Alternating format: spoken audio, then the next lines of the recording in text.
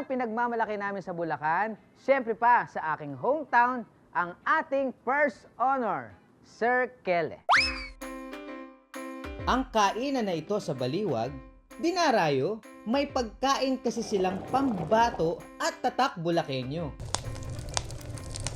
Bukod sa inihaw, goto at palabok, ang kanilang special dish since 1972 ay binabalik-balikan ng kanilang mga parokyano.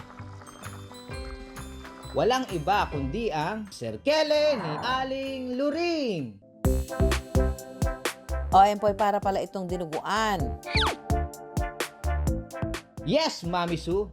Pero kakaiba kasi ang nakagisna nating dinuguan. Nagawa sa laman loob ng baboy.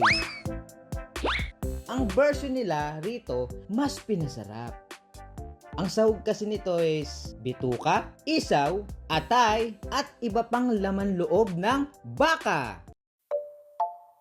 Bilan. Uy, idol! Musta? Parang Long time kailan no lang see, nandito oh. ako.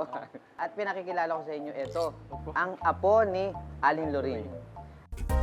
1972 pa, sinimula ni Aling Luring ang goto at Sir Kele sa Baliwag, Bulacan. Dahil sa sobrang sikat nito, pag sinabing Sir Kele, matik na yan. Kay Aling Luring ang punta. At isa niya ako dyan. Tirahin natin tong Sir Kele. Nako, naubos, yun lang. Bus na! Oo. Hindi nga, Kagandahan lang. Oh. Tuturuan kita magluto. tuturuan mo ako magluto na Sir Kele. Tama. Mga ka-wonder, parang bago to Parang game ako dyan Okay. Game, sige. Ayos. Yan, Empoy. Mukhang ito na ang simula ng iyong cooking career. Nahugasan na ang lamang loob ng baka. Simulan niyo na, Empoy at Christian, ang pagluluto ng Sir Kele. Bawang sibuyas. Huwag sana masunog to Wala. Pero nagluluto ka sa totoo mo. Ano, pansit canton, binasaga na itlog. Lagay na natin tong Yan. Ng loob. Mama Su, I wish you were here para matikman mo itong sobrang specialty na Sir Kele na niluluto ko. Tama. Oh. Laurel, Laurel. paminta, Last but not the least, ang pampaasim na suka, paumbong. pakuluan natin siya for 30 to 40 minutes. 30 minutes to 40 minutes. Uwi muna ako. Okay. Chat kita. Chat mo ako. Habang hinihintay niyong lumambot ang lamang loob, alam niyo ba mga ka-wonder, bukod sa paboritong kainan ni Empoy ang Aling Luring's goto at Sir Kele, malaking bahagi raw talaga ng kanyang pagkatao ngayon ang bayan ng Baliwag, Bulacan. Ako'y eldest sa 7 siblings kami magkakapatid. Lumaki sa Baliwag, Bulacan. Dito ako pinanganak mismo. Bago nga raw siya pumasok sa mundo ng showbiz, iba't ibang klase ng trabaho rin ang pinasok niya.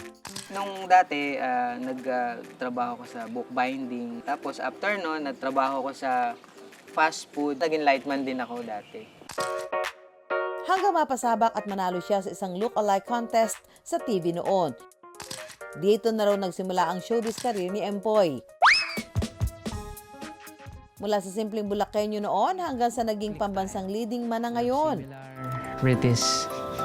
Dati hindi ako nakakain ng Caesar salad. Ngayon, nakakakain ako ng Caesar salad. Tsaka caviar.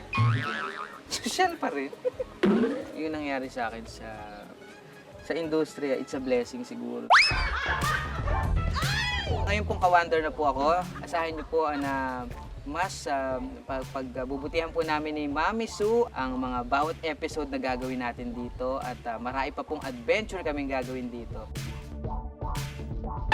Siguradong excited na rin ang mga ka-wonder natin na makasama ka, Empoy. Pero parang mas excited kami sa niluluto mong Sir Kele ngayon. Balikan na kaya natin yan. Charan! Oh, tingnan mo nga. Ganun talaga yung korte niya. Parang Ano yun? Isaw. Isaw.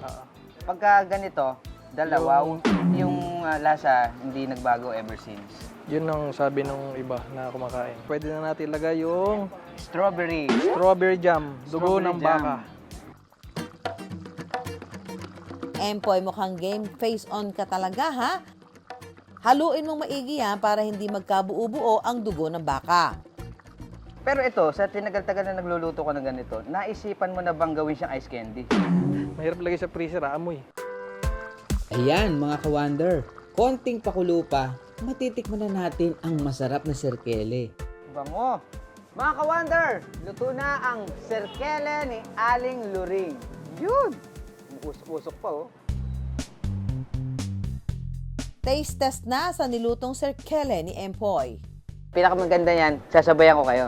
Wow! Kung nandito ka lang, Mama Su. Nako. Masarap.